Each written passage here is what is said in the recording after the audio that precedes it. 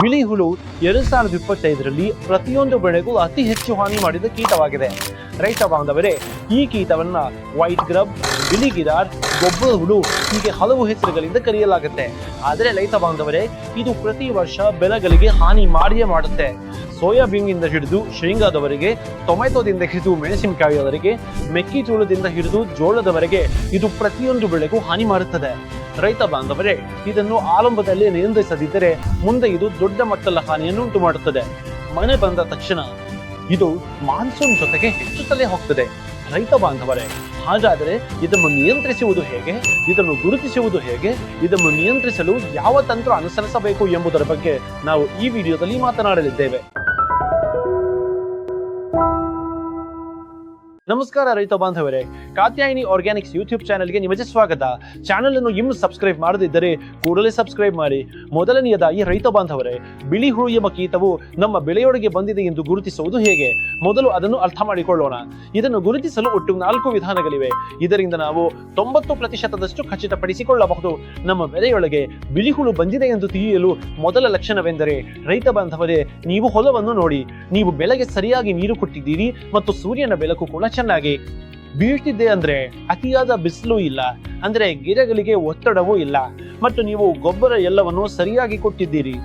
ಅದು ರೈತ ಬಾಂಧವರೇ, ಗಿಡಗಳು ಬೆಳಿಗ್ಗೆ ಮತ್ತು ಸಂಜೆ ಒಣಗಿದಂತೆ ಮತ್ತು ಮುದುಡಿದಂತೆ ಕಾಣುತ್ತಿವೆ. ಇದರಿಂದ ನಾವು ಎಚ್ಚೆತ್ತುಕೊಳ್ಳುವುದು ಅಗತ್ಯ. ಎರಡನೇದಾಗಿ ರೈತ ಬಾಂಧವರೇ, ಈ ಬಿಳಿ ಹುಳು ಬೆಳೆಯೊಳಗೆ ಬಂದಾಗ ಇದು ಕೇವಲ 1 ಅಥವಾ 2 ಗಿಡಗಳಿಗೆ ಸೀಮಿತವಾಗುವುದಿಲ್ಲ. ಇದು ಗುಂಪು ಗುಂಪಾಗಿ ಇಡೀ ಬೆಳೆಗೆ ಹಾನಿ ಮಾಡುತ್ತದೆ. ಇದು ಗಿಡದ ಬೇರುಗಳನ್ನು ತಿಂದು ಹಾಕುತ್ತದೆ. ಇದರಿಂದಾಗಿ ಒಂದೇ ಕಡೆ ಎಲ್ಲ ಗಿಡಗಳು ಒಣಗಿದಂತೆ ಕಾಣುತ್ತವೆ. ಉದಾಹರಣೆಗೆ, ಈ ಮೂಲೆಯಲ್ಲಿ ಒಣಗಿದ್ದರೆ ಆ ಮೂಲೆಯಲ್ಲಿ ಒಣಗಿರುತ್ತದೆ, ಕೆಲವೊಮ್ಮೆ ಮಧ್ಯದಲ್ಲಿ ಒಣಗಿರುತ್ತದೆ. ಹೀಗೆ ಅಲ್ಲಲ್ಲಿ ಒಳಗಿದಂತೆ ಕಂಡರೆ ನಾವು 50% ಖಚಿತಪಡಿಸಿಕೊಳ್ಳಬಹುದು ನಮ್ಮ ಬೆಳೆಯೊಳಗೆ ಬಿಳಿಹುಳು ಬಂದಿದೆ ಎಂದು. ಇನ್ನು 3ನೇ ಲಕ್ಷಣವೆಂದರೆ, ರೈತ ಬಾಂಧವರೇ, ಈ ಬಿಳಿಹುಳು ನಿಧಾನವಾಗಿ ಬೇರುಗಳನ್ನು ತಿನ್ನಲು ಪ್ರಾರಂಭಿಸಿದಾಗ ನೀವು ಆ ಗಿಡವನ್ನು ಕಿತ್ತರೆ ಅದು ಸುಲಭವಾಗಿ ಕೈಗೆ ಬರುತ್ತದೆ ಮತ್ತು ನೀವು ಬೇರುಗಳನ್ನು ನೋಡಿದಾಗ ಅವು ಕತ್ತರಿಸಿದಂತೆ ಕಾಣುತ್ತವೆ. ಇದರಿಂದ ನೀವು 90% ಖಚಿತಪಡಿಸಿಕೊಳ್ಳಬಹುದು ನಿಮ್ಮ ಬೆಳೆಯೊಳಗೆ ಬಿಳಿಹುಳು ಬಂದಿದೆ ಎಂದು. ಇನ್ನು ಕೊನೆಯ ಲಕ್ಷಣವೆಂದರೆ, ರೈತ ಬಾಂಧವರೇ, ಎಲೆಗಳು ನಿಧಾನವಾಗಿ ಹಳದಿ ಬಣ್ಣಕ್ಕೆ ತಿರುಗುತ್ತವೆ. ಅದರ ನಂತರ ರೈತ ಬಾಂಧವರೇ, ಇಡೀ ಗಿಡವು ಬಿಳಿ ಬಣ್ಣಕ್ಕೆ ತಿರುಗಿ ಪೂರ್ತಿಯಾಗಿ ಒಣಗಿ ಹೋಗುತ್ತದೆ. ಈ 4 ಲಕ್ಷಣಗಳಲ್ಲಿ 3 ಲಕ್ಷಣಗಳು ನಿಮ್ಮ ಬೆಳೆಯಲ್ಲಿ ಕಂಡು ಬಂದರೂ ನಿಮ್ಮ ಬೆಳೆಗೆ ಬಿಳಿ ಹುಳು ತಗುಲಿದೆ ಎಂದು ನೀವು ಖಚಿತಪಡಿಸಿಕೊಳ್ಳಬಹುದು. ರೈತ ಬಾಂಧವರೇ, ಇವು ಲಕ್ಷಣಗಳಾದವು. ಬಿಳಿ ಹುಳು ಬಂದಿದೆಯೇ ಇಲ್ಲವೇ ಎಂದು ನಿಮಗೆ ಇನ್ನೂ ಚೆನ್ನಾಗಿ ತಿಳಿಯಬೇಕೆಂದರೆ ನೀವು ಏನು ಮಾಡಬೇಕು ಅಂದರೆ, 12 ಸೆಂಟಿಮೀಟರ್ನಿಂದ 20 ಸೆಂಟಿಮೀಟರ್ ವರೆಗೆ ಮಣ್ಣನ್ನು ಅಗೆಯಬೇಕು. ಅಗೆದಾಗ ನಿಮಗೆ ಸಿ ಆಕಾರದ ಹುಳು ಮಣ್ಣಿನೊಳಗೆ ಕಾಣಿಸುತ್ತದೆ, ಅದೇ ಬಿಳಿ ಹುಳು. ಇದೇ ಕೀಟವು ಈ ಎಲ್ಲಾ ಲಕ್ಷಣಗಳನ್ನು ಬೆಳೆಯಲ್ಲಿ ತರ್ತದೆ ಮತ್ತು ಇಡೀ ಗಿಡಕ್ಕೆ ಹಾನಿ ಮಾಡ್ತದೆ. ರೈತ ಬಾಂಧವರೇ, ಇದು ಅದರ ಗುರುತಿಸುವಿಕೆಯಾಯಿತು. ಈಗ ಇದನ್ನು ನಿಯಂತ್ರಿಸುವ ಮೊದಲು ನಾವು ತಿಳಿದುಕೊಳ್ಳಬೇಕಾದ ಇನ್ನೊಂದು ಮುಖ್ಯ ವಿಷಯವೆಂದರೆ ಅದರ ಜೀವನ ಚಕ್ರ. ಅದರ ಜೀವನ ಚಕ್ರವನ್ನು ನಾವು ಸರಿಯಾಗಿ ತಿಳಿದುಕೊಂಡರೆ ಇದನ್ನು ಯಾವಾಗ ಮತ್ತು ಹೇಗೆ ನಿಯಂತ್ರಿಸಬೇಕು ಎಂದು ನಾವು ಚೆನ್ನಾಗಿ ಅರ್ಥ ಮಾಡಿಕೊಳ್ಳಬಹುದು. ರೈತ ಬಾಂಧವರೇ, ಈ ಬಿಳಿ ಹುಳು ಕೀಟಕ್ಕೆ ಒಟ್ಟು 4 ಹಂತಗಳಿವೆ. ಮೊದಲನೆಯದು ಮೊಟ್ಟೆಯ ಹಂತ, ಎರಡನೆಯದು ಲಾರ್ವಾ ಹಂತ ಮತ್ತು ಮೂರನೆಯದು ಪ್ಯೂಪಾ ಹಂತ ಮತ್ತು 4ನೆಯದು ರೈತ ಬಾಂಧವರೇ ಅಡಲ್ಟ್ ಸ್ಟೇಜ್. ಈ ಬಿಳಿ ಹುಳು ಇದೆಯಲ್ಲ ರೈತ ಬಾಂಧವರೇ, ಇದು ಭೂಮಿಯ ಒಳಗೆ 20 ರಿಂದ 40 ಸೆಂಟಿಮೀಟರ್ ಆಳದಲ್ಲಿ ಇರುತ್ತದೆ ಮತ್ತು ಅಲ್ಲಿಂದಲೇ ರೈತ ಬಾಂಧವರೇ ಇದು ನಮ್ಮ ಇಡೀ ಗಿಡಕ್ಕೆ ಹಾನಿ ಮಾಡುತ್ತದೆ. ಏಕೆಂದರೆ ಹತ್ತಿ ಬೆಳೆ ಇರಲಿ ಅಥವಾ ಬೇರುಗಳು ಆಳವಾಗಿರುವ ಇತರ ದೊಡ್ಡ ಬೆಳೆಗಳಿರಲಿ, ಅವುಗಳಿಗೆ ಇದು ಇನ್ನೂ ಹೆಚ್ಚು ಪರಿಣಾಮ ಬೀರುತ್ತದೆ ರೈತ ಬಾಂಧವರೇ ಈ ಬಿಳಿ ಹುಳು. ಆದ್ದರಿಂದ ಈ ಹಂತದಲ್ಲಿ ಇದನ್ನು ನಿಯಂತ್ರಿಸುವುದು ಬಹಳ ಮುಖ್ಯ. ಮತ್ತು ರೈತ ಬಾಂಧವರೇ, ಇದು June, July, August, September, October ತಿಂಗಳವರೆಗೆ 30 ಸೆಂಟಿಮೀಟರ್ ಆಳದ ಒಳಗೆ ಇರ್ತದೆ. ಅದರ ನಂತರ ಚಳಿಗಾಲ ಶುರುವಾದ ತಕ್ಷಣ, ಅಂದ್ರೆ ಚಳಿಯ ಹವಾಮಾನ ಶುರುವಾದಾಗ 60 ಸೆಂಟಿಮೀಟರ್ ವರೆಗೆ ಭೂಮಿಯ ಒಳಗೆ ಹೋಗ್ತದೆ. ಅಲ್ಲಿ ಅದರ ಪ್ಯೂಪಾ ಹಂತ ನಿರ್ಮಾಣವಾಗ್ತದೆ. ನಂತರ ರೈತ ಬಾಂಧವರೇ ಇದು ಮತ್ತೆ ಅಡಲ್ಟ್ ಆಗ್ತದೆ. ಇದರ ಜೀವನ ಚಕ್ರ ಹೀಗಿರ್ತದೆ. ರೈತ ಬಾಂಧವರೇ, ಬೆಳೆಗೆ ಹೆಚ್ಚು ಹಾನಿ ಮಾಡುವ ಹಂತವೆಂದರೆ ಅದು ಲಾರ್ವಾ ಹಂತ, ಅಂದರೆ ನಾವು ಹೇಳಿದ ಬಿಳಿ ಹುಳುವಿನ ಹಂತ. ಅದನ್ನು ನಿಯಂತ್ರಿಸುವುದು ಅಗತ್ಯ ರೈತ ಬಾಂಧವರೇ. ಅದು ಜೂನ್ನಿಂದಲೇ ಶುರುವಾಗ್ತದೆ. ಹಾಗಾಗಿ ನಾವು ನೀಡುವ ಮೊದಲ ಸಿಂಪಡಣೆ ಜೂನ್ನಲ್ಲಿ ಇರಬೇಕು. ಮೊಟ್ಟೆಗಳು ಒಡೆದ ತಕ್ಷಣ ಅಥವಾ ಮೊಟ್ಟೆಯ ಹಂತದಲ್ಲಿದ್ರೂ ಸಹ ಅದೇ ಸಮಯದಲ್ಲಿ ನಾವು ಒಂದು ಸಿಂಪಡಣೆಯನ್ನಂತೂ ಮಾಡಲೇಬೇಕು. ಇದರಿಂದ ಅದು ಮೊಟ್ಟೆಗಳ ಮೇಲೂ ಕೆಲಸ ಮಾಡುತ್ತದೆ ಮತ್ತು ಈ ಹುಲ್ಲಿನ ಮೇಲೂ ಕೆಲಸ ಮಾಡುತ್ತದೆ. ಅದರ ಬಗ್ಗೆ ನಾವು ಮುಂದೆ ಮಾತನಾಡಲಿದ್ದೇವೆ. ನಿಮಗೆ ಜೀವನ ಚಕ್ರ ಅರ್ಥವಾಗಿರಬಹುದು ರೈತ ಬಾಂಧವರೇ. ಈಗ ರೈತ ಬಾಂಧವರೇ, ಇದಕ್ಕೆ ಚಿಕಿತ್ಸೆ ಹೇಗೆ ಮಾಡಬೇಕೆಂದು ತಿಳಿಯೋಣ. ಇದಕ್ಕೆ ಚಿಕಿತ್ಸೆ ನೀಡಲು ರೈತ ಬಾಂಧವರೇ 2 ಅತ್ಯುತ್ತಮ ಪರಿಹಾರಗಳಿವೆ. ಇದನ್ನು ನಾವು ಸಿಂಪಡಣೆಯ ಮೂಲಕ ಭೂಮಿಯ ಮೇಲೆ ನೀಡಬೇಕು, ಅಂದರೆ ಸಾಯಿಲ್ ಡ್ರೆಂಚ್ ಮಾಡಬೇಕು. ಇದರಿಂದ ರೈತ ಬಾಂಧವರೇ ಈ ಬಿಳಿ ಹುಳುವಿನ ಮೊಟ್ಟೆಯ ಹಂತವು ನಿಯಂತ್ರಣಕ್ಕೆ ಬರ್ತದೆ, ಜೊತೆಗೆ ಈ ಲಾರ್ವಾ ಹಂತವು ನಿಯಂತ್ರಣಕ್ಕೆ ಬರ್ತದೆ. ಅದರಲ್ಲಿ ಮೊದಲ ಉತ್ಪನ್ನವೆಂದರೆ ರೈತ ಬಾಂಧವರೇ ಕಾತ್ಯಾಯಿನಿ ಮೆಟಾ ಪವರ್. ಇದರಲ್ಲಿ ಮೆಟಾರೈಸಿಯಂ ಅನಿಸೋಫಿಲೆ ಎಂಬ ತಾಂತ್ರಿಕ ಅಂಶವಿರುತ್ತದೆ. ಇದೊಂದು ಜೈವಿಕ ಉತ್ಪನ್ನ. ನಾವು ಮೆಟಾ ಪವರ್ ಅನ್ನು ಭೂಮಿಯ ಮೇಲೆ ಸಿಂಪಡಿಸಿದ ತಕ್ಷಣ ರೈತ ಬಾಂಧವರೇ ಈ ಮೆಟಾರೈಸಿಯಂ ಅನಿಸೋಫಿಲೆ ಇದೆಯಲ್ಲ, ಇದೊಂದು ಶಿಲೀಂಧ್ರ. ಈ ಶಿಲೀಂಧ್ರ ಬದುಕಲು ಏನು ಬೇಕು? ಆಹಾರ ಬೇಕು. ಹಾಗಾಗಿ ಇದು ಏನು ಮಾಡುತ್ತದೆ? ಭೂಮಿಯ ಒಳಗೆ ನಿಧಾನವಾಗಿ ತನ್ನ ವಸಾಹತುಗಳನ್ನು ನಿರ್ಮಿಸ್ತಾ ಹೋಗುತ್ತದೆ, ಅಂದರೆ ಹರಡುತ್ತಾ ಹೋಗುತ್ತದೆ.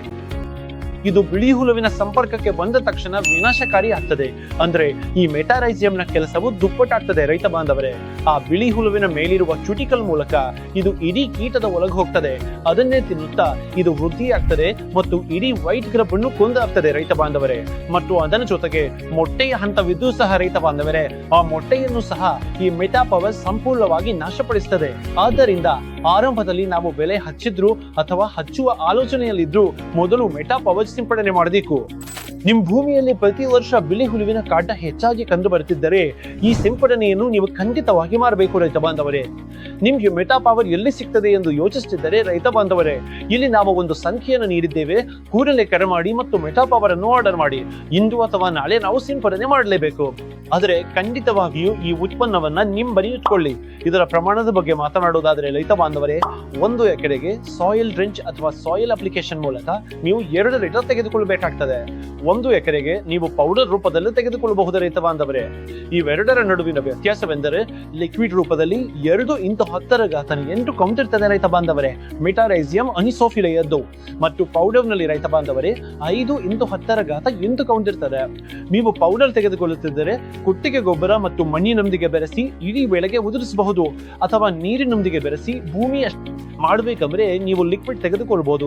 ಹಾಗಾಗಿ ರೈತ ಬಾಂಧವರೇ ಇವೆರಡೂ ಆಯ್ತು. 2ರ ಪ್ರಮಾಣವು ಒಂದೇ. ಲಿಕ್ವಿಡ್ 1 ರಿಂದ 2 ಲೀಟರ್ ಮತ್ತು ಪೌಡರ್ 1 ರಿಂದ 2 ಕಿಲೋ ಪ್ರತಿ ಎಕರೆಗೆ. ಮತ್ತು ಆರಂಭದಲ್ಲಿ ಇದನ್ನು ನಿಯಂತ್ರಿಸಲು 2ನೇ ವಿಧಾನವೆಂದರೆ ರೈತ ಬಾಂಧವರೇ ಬೀಜೋಪಚಾರ. ಒಂದು ಟೆಕ್ನಿಕಲ್ ಬರುತ್ತೆ, ಕಾತ್ಯಾಯನಿಯ ಶೂರವೀರ್, ಅದರೊಳಗೆ ಕ್ಲೋಥಿಯಾನಿಡಿನ್ ಎಂಬ ಟೆಕ್ನಿಕಲ್ ಇರ್ತದೆ ರೈತ ಬಾಂಧವರೇ.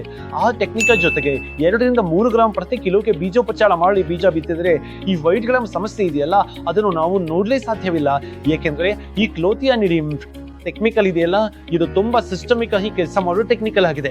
ಯಾವಾಗ ನಾವು ಈ ಟೆಕ್ನಿಕಲ್ ಅನ್ನ ಬೀಜೋಪಚಾರವಾಗಿ ನೀಡುತ್ತೇವೆಯೋ ವೈಟ್ ಗ್ರಬ್ ಬಂದು ಸಸಿಗಳನ್ನ ತಿನ್ನುತ್ತವೆ ಅಲ್ಲ ರೈತ ಬಾಂಧವರೇ, ಆಗ ಇದು ಸಿಸ್ಟಮಿಕ್ ಆಕ್ಷನ್ ಮೂಲಕ ಕೆಲಸ ಮಾಡ್ತದೆ. ಅದು ಆ ಬಿಳಿ ಹುಳುವಿನ ಒಳಗೆ ಹೋಗ್ತದೆ ಮತ್ತು ಆ ಕೀಟವನ್ನು ಅಲ್ಲೇ ಕೊಂತದೆ. ಅದಕ್ಕಾಗಿ ರೈತ ಬಾಂಧವರೇ ಎಲ್ಲೇ ಬಿಳಿ ಹುಳುವಿನ ಸಮಸ್ಯೆ ಹೆಚ್ಚಿದೆಯೋ ಅಂತಹ ಜಮೀನುಗಳಲ್ಲಿ ಹೊಸ ಬೆಳೆ ಬೆಳೆಯುವಾಗ ನೀವು ಖಂಡಿತವಾಗಿಯೂ ಬೀಜೋಪಚಾರ ಮಾಡಿ ಬಿತ್ತನೆ ಮಾಡಿ. ಇದು 2ನೇ ನಿಯಂತ್ರಣ ಕ್ರಮವಾಯಿತು ರೈತ ಬಾಂಧವರೇ. ಮತ್ತು ಮುಂದೆ ಬೆಳೆಯಲ್ಲೂ ನಿಮಗೆ ಬಿಳಿ ಹುಳುಗಳು ಹೆಚ್ಚಾಗಿ ಕಂಡು ಬಂದ್ರೆ ಇವೆಲ್ಲವನ್ನು ಮಾಡಿದ ನಂತರ ಆ ಸಮಯದಲ್ಲಿ ಯಾವ ಸ್ಪ್ರೇ ನೀಡಬೇಕು ಅದನ್ನೆಲ್ಲ ನಾವು ಮುಂದಿನ ವಿಡಿಯೋದಲ್ಲಿ ತಿಳಿಸ್ತೇವೆ. ಹಾಗಾಗಿ ರೈತ ಬಾಂಧವರೇ ಬೆಳೆ ಬೆಳೆಯುವ ಮೊದಲು ಈ ಕೆಲಸವನ್ನ ತಪ್ಪದೆ ಮಾಡಿ. ಇದರಿಂದ ಬಿಳಿ ಹುಳುಗಳು ಗರಿಷ್ಠ ಮಟ್ಟದಲ್ಲಿ ನಿಯಂತ್ರಣಕ್ಕೆ ಬರ್ತವೆ. ರೈತ ಬಾಂಧವರೇ ಇದಿಷ್ಟು ಇದರ ಸಂಪೂರ್ಣ ಮಾಹಿತಿ. ಈ ವಿಡಿಯೋ ಹೇಗನಿಸಿತು ನಮಗೆ ಕಾಮೆಂಟ್ ನಲ್ಲಿ ತಿಳಿಸಿ ಮತ್ತು ಚಾನೆಲ್ ಸಬ್ಸ್ಕ್ರೈಬ್ ಮಾಡಿ. ಸಿಗೋಣ ಮುಂದಿನ ವಿಡಿಯೋದಲ್ಲಿ.